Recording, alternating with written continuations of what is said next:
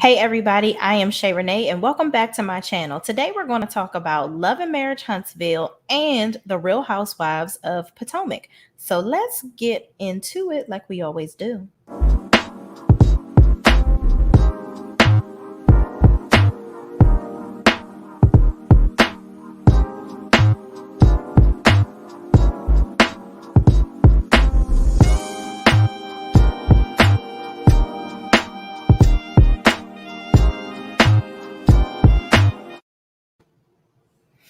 All right, y'all. So if you are new to my channel, you don't know that we always try to get all the disclaimers out of the way in the beginning, okay? So unless you really are over here just trying to condemn me, I really don't care. But anything that I say is just my raggedy ass opinion, okay? And just to remind you that this is all shits and giggles and just my opinion, I'll let you know right here. Good for me. That's my opinion. Don't you get it? It's my opinion. Okay, so moving right along now that we've gotten that out of the way, let's start with Love and Marriage Huntsville, okay? So this episode is from season 3, episode 4, Kim Possible, okay?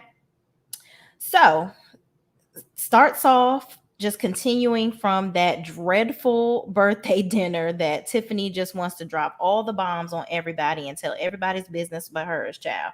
Okay, so Destiny walks off because of Tiffany's story of how they met. So basically, in the last episode, Tiffany talks about how she met Destiny. Basically, she thought she met her at an awards dinner with her husband. And then the next day, she said she saw her at her house and was like, hey, your dress was pretty yesterday. And Destiny was like, that wasn't me.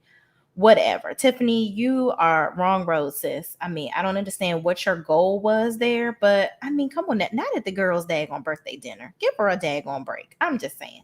But anyway, Destiny hauls ass up out of it. And Tiffany says she didn't mean to say anything to upset Destiny.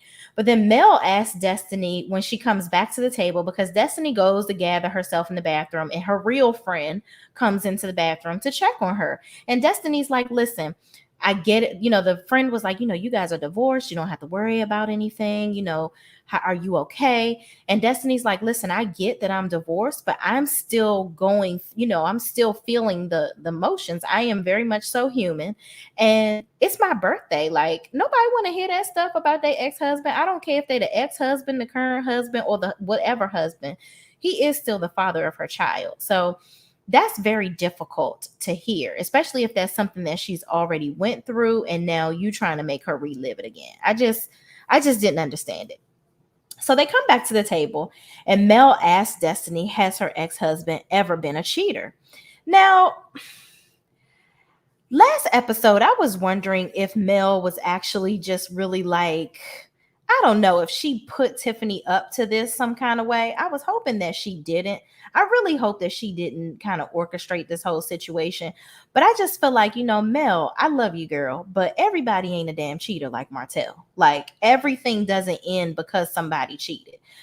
Destiny alluded to saying that her relationship couldn't withstand the pandemic. And there were a lot of people, I'm in various Facebook chats that talk about Love and Marriage Huntsville. And a lot of people are saying, the pandemic is not something that ruins marriages. It absolutely is. Do you guys see the stats?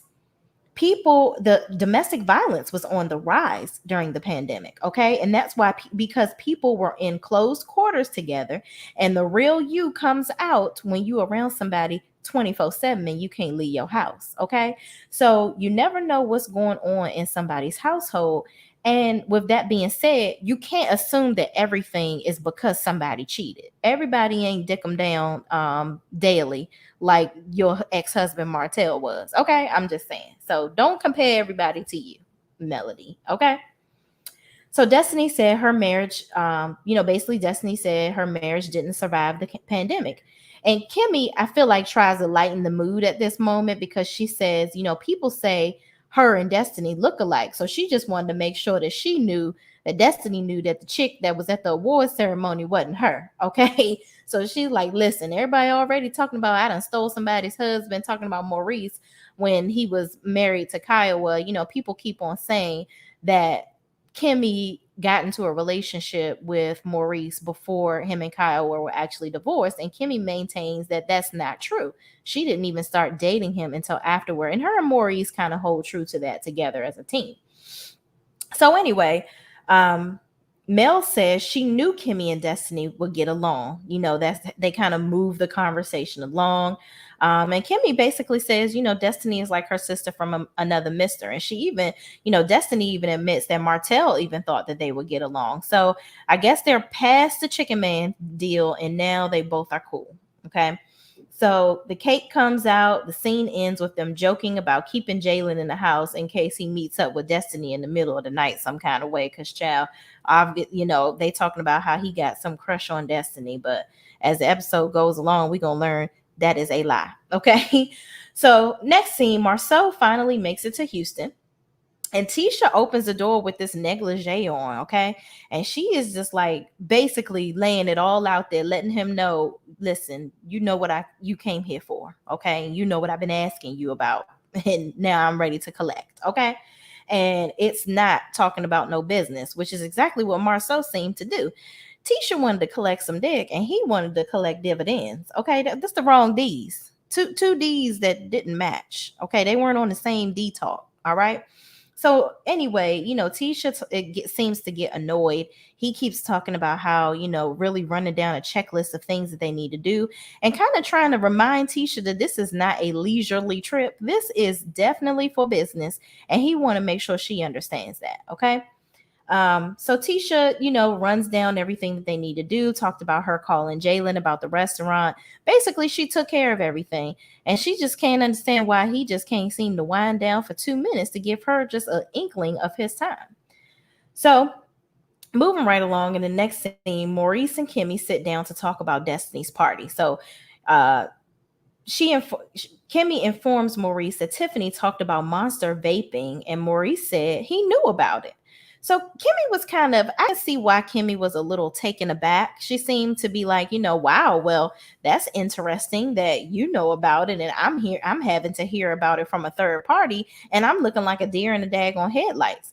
And I don't think it's that Kimmy is saying that she needs to know everything that's going on with Monster, because I'm sure she doesn't tell him every single thing that's going on with Jalen, because at the end of the day, Monster is his child.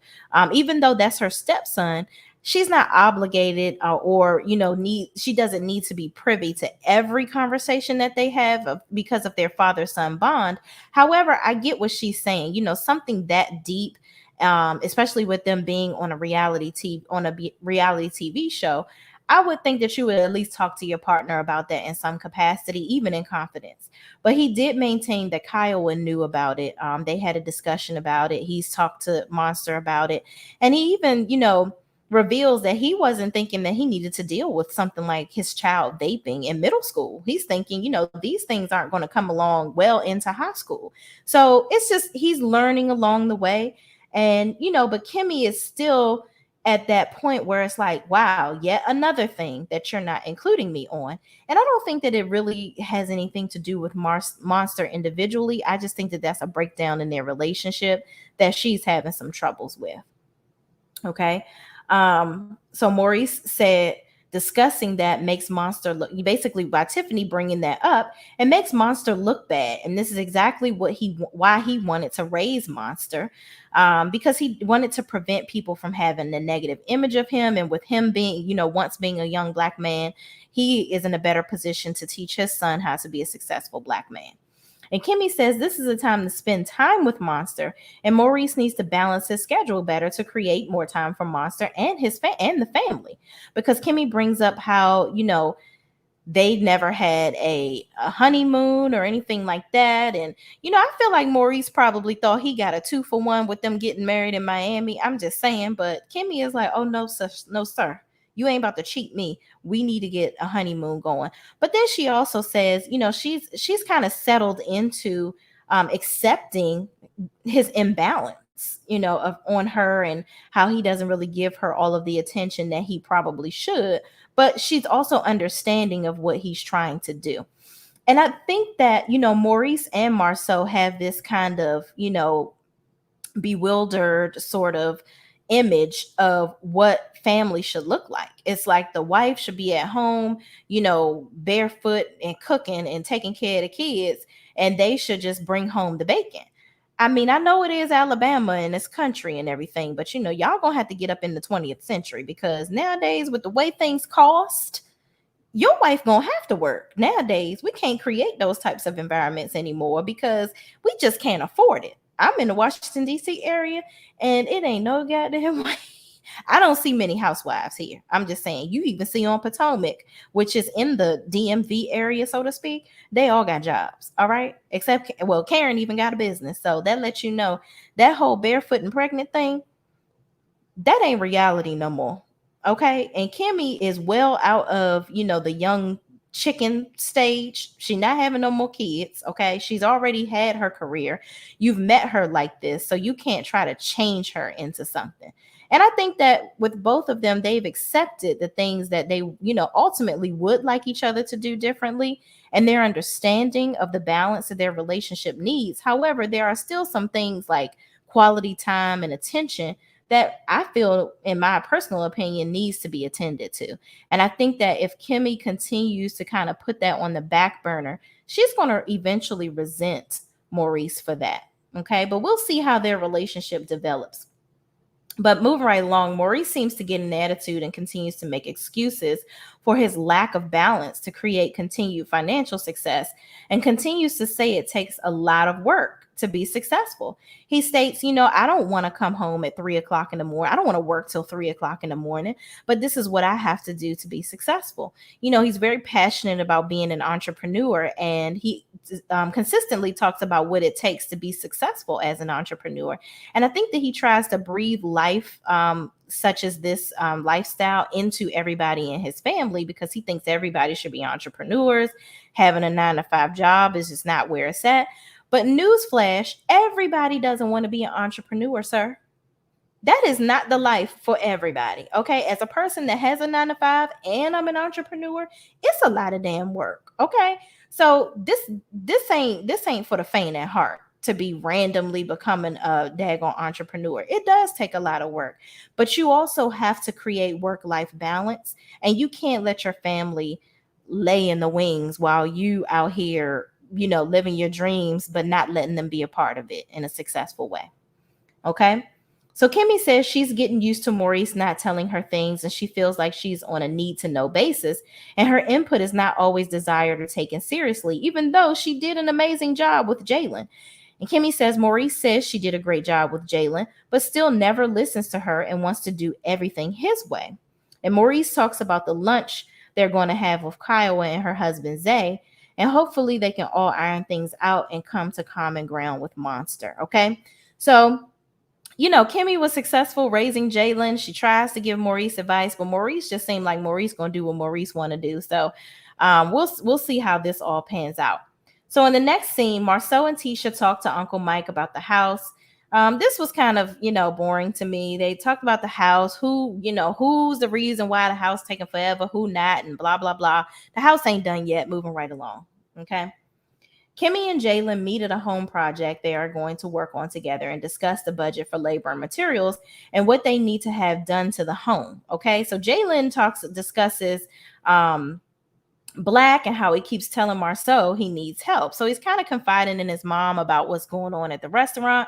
And then, Kimmy is telling him, listen, this is going to be your house, and I'm going to need you to balance that at work, because when you're not at work, you're going to need to be in here, because we need to put some sweat equity into this thing so that we can save some money on the project and get it ready in a timely manner. Okay. So, Jalen just is discussing his frustration with trying to work out, do things that he'd like to do outside of work, but he's having to work at Black 6 to 7 days a week, and it's just really getting draining. And he wants Marceau and Tisha to listen to him and get him the help that he needs. And even they discussed him having in the beginning, he was promised a small, a share into the business, which is ultimately what drove him to take on such a hefty task of being the general manager with no experience, by the way. And, that still hasn't been something that they've discussed or moved forward with. However, Jalen maintains that he's going to do the best job that he can at Black, and he just hopes that Marceau and Tisha kind of make do on the promises that they kept, okay, that they said, and actually keep them. Then they talk about Destiny and how Kimmy talks about Destiny and how she kind of said that Jalen had a crush on her, and Jalen said, actually no, I'm actually good on her. Okay. And he said, but I can understand why people feel like that because, they do call me the cougar tamer in these streets. So his mom was like, yeah, that's absolutely something I did not know and don't really care to discuss any further. So moving right along. The next scene is Marceau and Tisha. They're at their party for the chocolate in a bottle champagne. Okay. And it seems like, everything is going well. I don't know if the production team was trying to play up this whole scene with Kyra from Ready to Love. But she already came on Instagram and basically said that there was nothing going on between her and Marceau. She was just there like everybody else from the Ready to Love, cast, drinking, having a good old drink of the chocolate, of the champagne, of it all. And that's just about that on that. She ain't trying to be checking for nobody's husband. And she ain't even about to be having y'all playing her like that in these streets. I'm just saying. So that whole thing was just kind of conjured up to make it look like it was more than what it was. But Tisha pulls Marceau to the side and brings up him talking to the girl in the red dress. And she's like, everybody need to be enjoying the black in the cup and not the black in the suit, or whatever, chocolate in the cup, not the chocolate in the suit, or whatever she's talking about. And it seems like she was crying at one point, then she's not crying. I feel like we missed something. Like I feel like there was something going on between the two of them, and I don't think that they were talking about Kyra. I think that Tisha was getting emotional over something else, probably something childish and stupid that nobody cared about, and that's probably why they left it out. But anyway, the Kyra situation was played out and played up, and it ain't true. So I don't even know why we even did that. So anyway, Maurice and Kimmy are shown in the next scene waiting for Kiowa and her husband to get to the restaurant so that they can talk about this situation with Monster, the living situation, also talk about them all getting along and just moving forward in a positive manner. So Kimmy and Maurice, they order their food. They're waiting on Kiowa and her husband, and they just are just nowhere to be found. They done got their food, child, and Maurice is steadily checking the watch, and ready to go. But you know what I found interesting? I'm just like, okay, Maurice, if this was something so important to you and you knew that this was going on,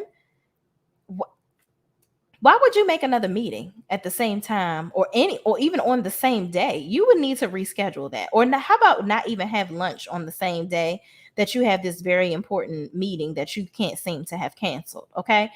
I don't understand. And then I forgot, I didn't talk about how he previously discussed how he was kind of the liaison to getting Kiowa and Kimmy to be on a better, talking terms and having a better relationship, which is not true because Kimmy brought up a good point. She said, no, you didn't really have my back very much. And basically, you were just going to do whatever you could do because you wanted Monster to get here. And I understand that, but it still leaves me in limbo. And it's messed up, and I think I agree with her. I feel like Maurice really loves his son, which is great. But you kind of left the knife in your wife's back a little bit so you can get what you want. And that's just generally screwed up. Okay. So anyway, Maurice keeps watching the clock, and Kimmy is like, listen, you're not about to leave me because I'm not about to be in here. You don't even tell me about the boy vaping in the bathroom. And now you want me to be here with your ex-wife and her husband making decisions about your child that you're not even going to listen to because you don't even listen to me when I give you advice when they not even here. This is a whole shit show. So Maurice leaves, okay? Kiowa and Zay, of course, show up literally moments after Maurice jets up on out of there. Kimmy done packed up the food, child. So I guess we're gonna have to wait and see how this whole scene goes next week. So Anyway, y'all, tell me in the comments, what do y'all think? Do you think that, and I'm really going to be upset, honestly, and I'm not even going to lie to you, if they try to play this up and Maurice somehow runs back in here or whatever. I think this needs to go like it is. Kiowa needs to notice that Maurice is setting Kimmy up for failure in the most part. And then I also want to see how Kiowa discusses things with Kimmy with her husband around, because I feel like she was just a little too, maintaining too much emotion previously with how them two got together, and you got a whole nother husband. Like, why are you worried about them getting married? Y'all marriage is long gone and done. So why are you worried about when they got together and all this, that, and the third? If I was her husband, I would be like, ma'am, I'm I'm all over here, remarried you and everything. Like, why are you worrying about what this man was doing with his wife? Mind your business and let's move along.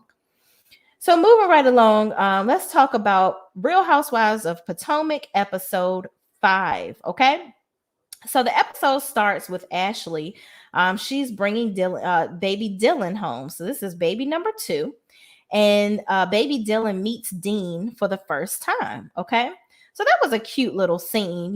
Dean sees his little brother. He seemed really excited to see his baby brother. And, it's really nice to see Ashley as a parent and her and Michael actually getting along and co-parenting parenting very well. The next scene shows Mia and her family having a picnic. Mia asks her son Joshua if she works too much, because in the last episode, Joshua was FaceTiming Mia to ask her if she was going to pick him up. And then, Gordon, her husband, ended up having to pick up the slack yet again. And they're just trying to create balance. And, Joshua says he thinks that she does work too much. And Mia asked Joshua, to go and play with his siblings so that she can talk to her husband about her mom. So Mia kind of talks about her mom being 20 minutes away from where they are, but they really don't spend a lot of time together. So it just seems like there's not a lot of effort being made on both parts. And I think that this is like a storyline of Mia's, I guess, to get everybody to get to know her and her background. So she's talking about her mom a lot, talking about her stepdad, which we'll notice her father, which we talk about with Giselle and Robin in a later scene. And we're just, I guess Mia is just trying to get everybody to know her overall. Okay. So she talks about how she's going to try to create balance, and she's really going to work on, doing more and trying to spend more time with the kids and balance, creating some work-life balance. So the next scene, Candace is packing for her trip to Williamsburg that she's invited all the ladies to. And Chris asks if she was going to invite Ashley and tells her to call Ashley. But Candace, as we all know, her ass did not invite Ashley. Here's my thing about that. And I don't like Candace. I'm going to just tell y'all, I'm going to let her go ahead and lay that right on the red carpet right now. I don't fool with her. I miss that good old Monique Samuels on the show. I'm just saying, I feel like Candace need to be put across somebody's belt lap and with a belt, and not in a nasty give it to me daddy kind of way. Okay. She needs to stop with the childish behavior and holding on to things. Life is too short to be holding on to stuff. You're holding a grudge with Karen because you felt like she didn't agree with you. Newsflash, everybody isn't going to agree with you, ma'am. Everybody is not. Okay. And if you want everybody around you to be a yes person, then you really shouldn't trust your friends. I'm just saying. So moving right along.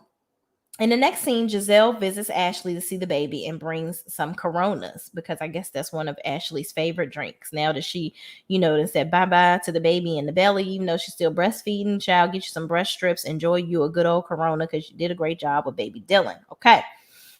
So Giselle begins telling Ashley about the pajama jam, and Dylan poops all over the place, after Ashley had just finished feeding him. And Giselle calls the nanny. She don't even say the nanny's name, child. She just says nanny and has her come, calls her out to change the baby's diaper. So I'm just like, Giselle, mind your business. Let Ashley do what she gonna do. That's her baby and her help. Okay. You don't call the help. I'm paying her. Let me call her. So anyway, they talk about Mia and how she apologized to Giselle, and Giselle talks about Candace inviting everybody to Williamsburg. And Ashley says, well, that's interesting. I didn't get an invite to Williamsburg. So now the cat's out of the bag. She knows that Candace sat up there and invited everybody but her to that good old Williamsburg. But here's my thing. I just feel like this girl don't like you. So why would you think that you're gonna get invited anywhere? I don't know. But anyway, hold on, y'all. I think I'm frozen. Am I frozen? Okay, there we go. All right, I had the comments up. I clicked comments and then all of a sudden I was frozen. That's weird. Okay, anyway. Then she goes on to discuss Eddie and how there were rumors on all of the social media platforms that Eddie somehow has a girlfriend. And she says she heard the rumors from social media. And, she feels like, Ashley says, well, you should be the one to bring it to her attention. Which, who told y'all that Giselle was the neighborhood person to come and bring information to people? Who gonna bring her information to her? Because it seemed like she is the neighborhood bone collector, but she got a whole daggone graveyard her daggone self. When are y'all gonna grab y'all balls and throw all her daggone skeletons out there? I'm just saying, like, you can't. I don't like this. Like, I'm gonna tell y'all, Giselle was one of my favorite characters when this show first started. I thought she was beautiful. She is a beautiful woman. I can't take that away from her. But I thought she was very entertaining, all those good things. But now she has just turned into this unnecessary villain. And she's a villain with no balance. Okay. It's like it's off, the table to talk about any of her BS that she got going on in her life. But she can bring up everybody else's drama or negativity or lack of positivity that's going on in their marriages. And she's just constantly belittling and ruining people's relationships. And I'm just like, girl, because it's on social media, does that mean that you have to bring it to TV? Because newsflash, it's all over the internet that your ex-husband rather, is not paying his taxes, allegedly. Okay. So you want to talk about Karen and taxes. What if somebody brings that from social media onto the show? So you got to be very careful about what you want to be revealing about somebody else if you don't want them to be revealing stuff about you. And that's what I'm going to say about that. Okay. Ashley, goes on to say that Wendy, will feel the least threatened by Giselle if she brings it up, which I don't think so. Wendy seems like the type that, and Wendy is Nigerian. You don't want to play with her and her family because family is like a real deal in Nigerian culture. Okay. They are very protective of their parents, of their families, period, husbands, children, child. You better leave her alone and her husband. But I have a feeling that we're going to learn about Giselle being a busybody and how it ain't going to help her with Miss Wendy. So don't let the titties and the new booty fool you. Okay. So Wendy is on a computer doing a lecture. Then when she's done, she talks to her husband, Eddie, about the, her work-life balance and how she feels like she's, fitting into a box. She's thinking about what she needs to wear on camera. She wants to be, she feels like she has to be portrayed in a certain light because she's educated and, she's a teacher and, but she's like, but I'm this teacher and I have an off-the-shoulder sweater on and, I'm looking like this on camera or whatever the case may be. And I say, listen, in this day and age, be yourself. If you can't be yourself and be comfortable in a situation, that means that you're not really satisfied or happy in that situation. And I feel like Wendy is one of those people that she's trying to find herself. Like she doesn't want to do what she's doing.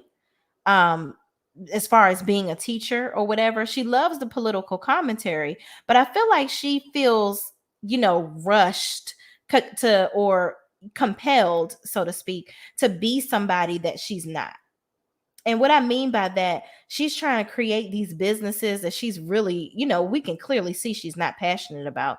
She's very intelligent, So I didn't understand how she didn't know that you have to register your business when you start a business. I mean, everybody knows that. You need to get an LLC, or, designate it however you want to designate it. You need to trademark things so nobody steals your ideas or the name of your products.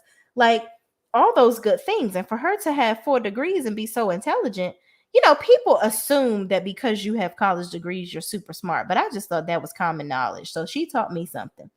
So Eddie, says to her, she asked Eddie, is he fulfilled in his life, in his career and everything? And he said no.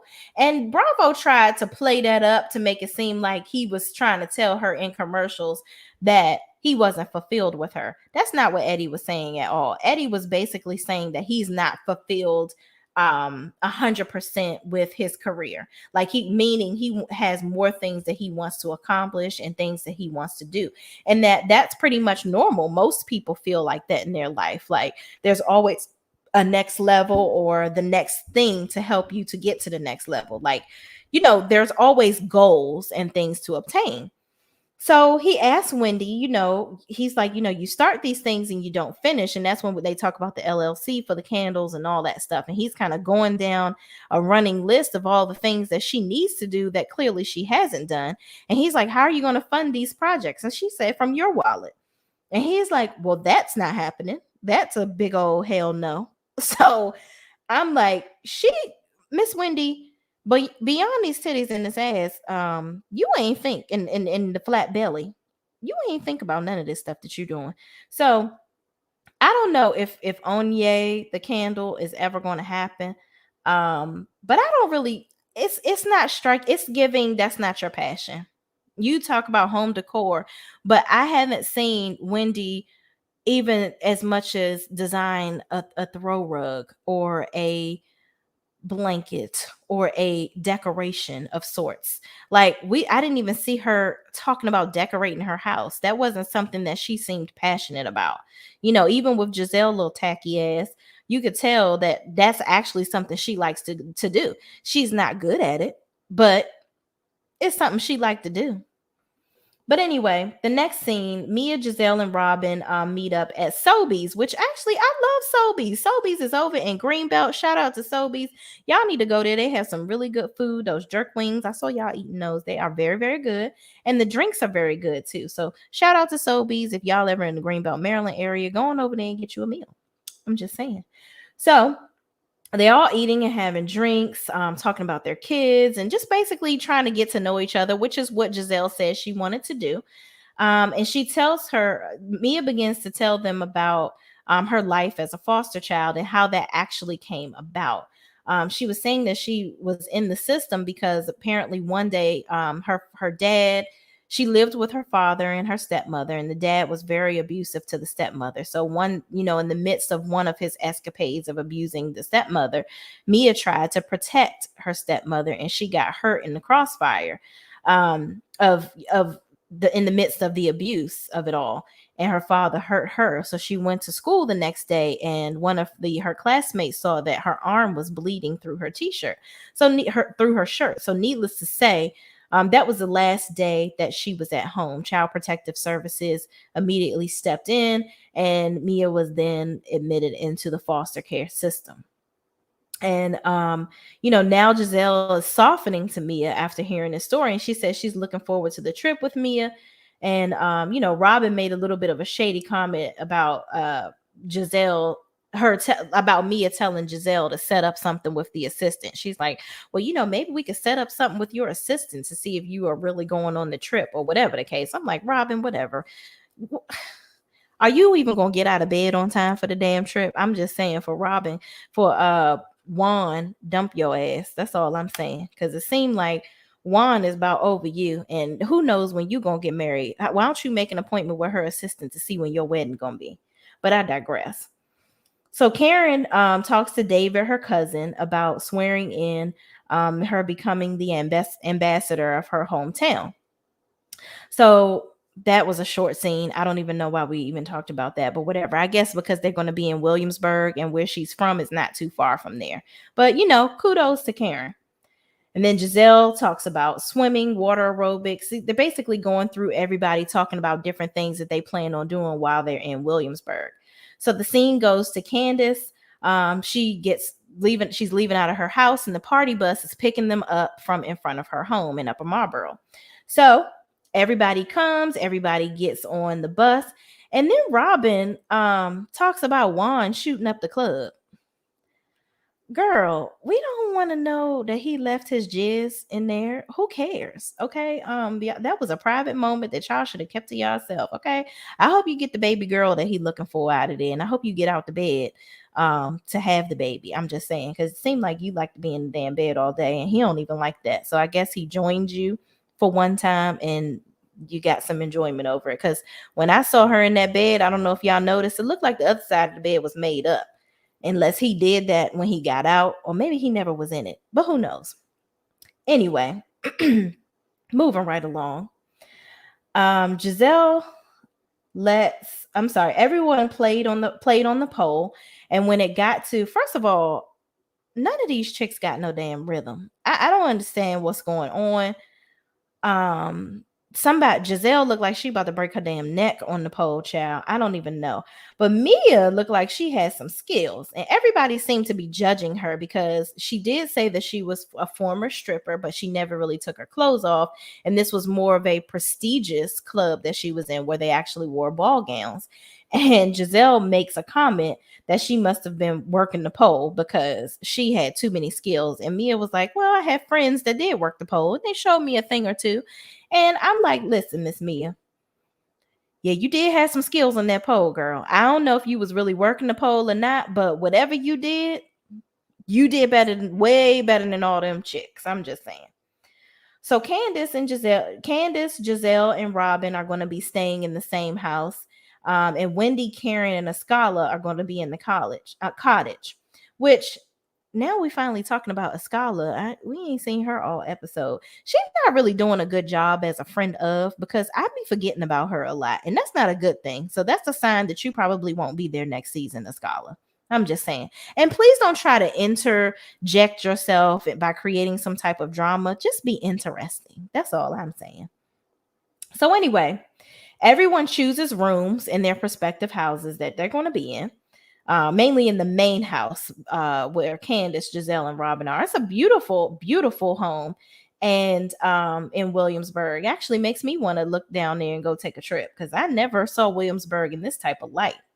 Robin tells what I thought. So the next scene, Robin tells Mia to move downstairs so her and Giselle could be closer together upstairs. First of all, I was expecting Mia to put her in her place, because who are you to tell me where I'm going to be sleeping? But if y'all go to Mia's Instagram page, honey child did not come to play. Okay. She said, and this is actual, but I'm gonna say allegedly. She puts responds on Twitter because Candace made a comment saying, I'm sorry, girl, I would have not, something to the effect of she wouldn't let them do that to her.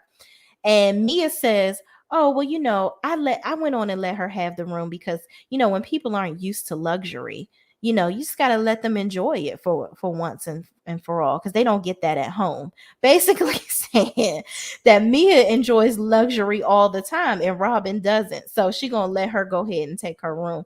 Let her little poor self have a nice room for these couple of nights that they're going to be out, because she's just a good Samaritan. Okay. I thought that was hilarious. So then Giselle starts to try to stir the pot with Karen, who is obviously minding her business. And Karen asks if she's, she's like, well, I'm waiting, let's start this trip off right, with an apology. And Karen is like, oh, I'm sorry, you talking to me? Because she's basically letting her know, I have nothing for you. Okay. And you've been trying to get it with me for quite some time. And for you, I have nothing. Okay.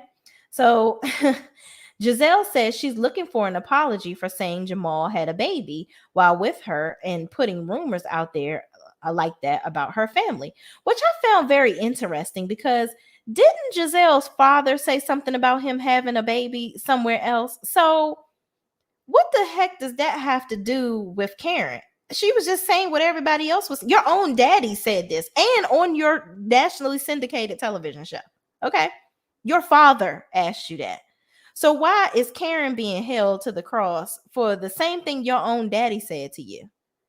Is it true or not, girl? But you know what? It don't matter. Y'all relationship was fake anyway, allegedly. But moving right along.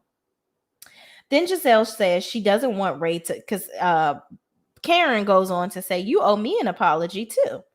And then Giselle says, no, I don't. I don't wish death on Ray. She was like, but I do want Ray to pay his bills, which I thought was very hypocritical because, again, allegedly, don't your ex-husband owe taxes too? So, and then why you worrying about everybody else paying their damn bills? Does that affect your credit score, Giselle? I don't understand. But, you know, whatever. Anything for you to get some camera time, girl, child. But get them reads together because you've been reaching very far the last couple of episodes. And it's just not, it has not been funny. And it's not doing it for me. So, and Karen, you know, has been TKOing you every single time. And she's going to continue to, like she did this episode. So Karen says Giselle lies about everybody's family and needs to be held accountable for her own actions and stop spreading rumors about everybody's family. And Giselle is upset because her whole life has been revealed as a fake and a fraud. So I'm interested to see how this next daggone episode is going to go, child. I don't know. What do y'all think? Is this whole Giselle and Karen situation going to continue? Should it end? Can we just stop? I don't know.